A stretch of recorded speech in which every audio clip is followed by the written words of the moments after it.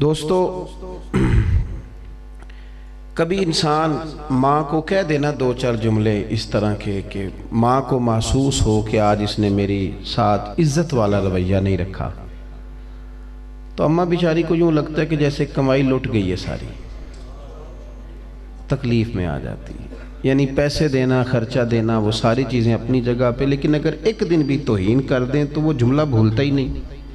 جو توہین ہوتی ہے نا، بے ادبی، یہ معاشرے میں بے سکونی پیدا کر دیتی، اس سے لوگ پریشان ہوتے ہیں، تکلیف میں آتے ہیں۔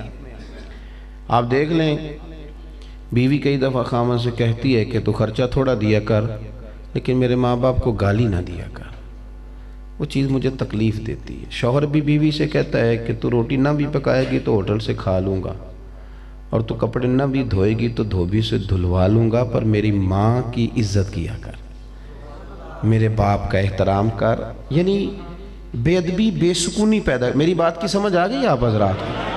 بے ادبی بے سکونی پیدا کرتی، اور ادب کیا کرتا ہے؟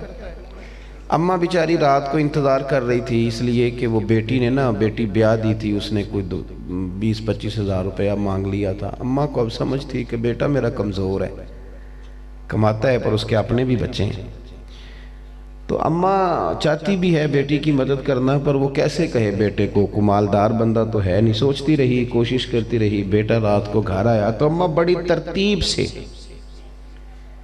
مرتب کر کے، سوچ سمجھ کے، جھجک کے، ناپ تول کے جملے بولنے لگی۔ اس نے کہا بیٹا، دل تو میرا نہیں کرتا، تیری آمدن سے، تیرے اخراجات سے، تیری مشقت سے میں بڑی اچھی طرح آگاہ ہوں، لیکن تیری بہن کو کچھ تھوڑی ضرورت پڑ گئی ہے، میرا دل نہیں کر رہا۔ اماں نے بات کی، بیٹا اٹھ کے قریب چلا گیا، اس نے جا کے ماں کے ہاتھ کو بوسہ دیا۔ اس نے کہا ماں میری بات سن، مجھے نہ ڈر ڈر کے نہ کہا کر، مجھے حکم کیا کر۔ اور اماں یہ تو 20-25 ہزار کی بات ہے، جان مال حاضر ہے تیرے لیے۔ آپ یقین کر لیں کہ اماں کو یوں محسوس ہوتا ہے کہ جیسے کسی نے فرش سے اٹھا کے آسمان پہ بٹھا دی۔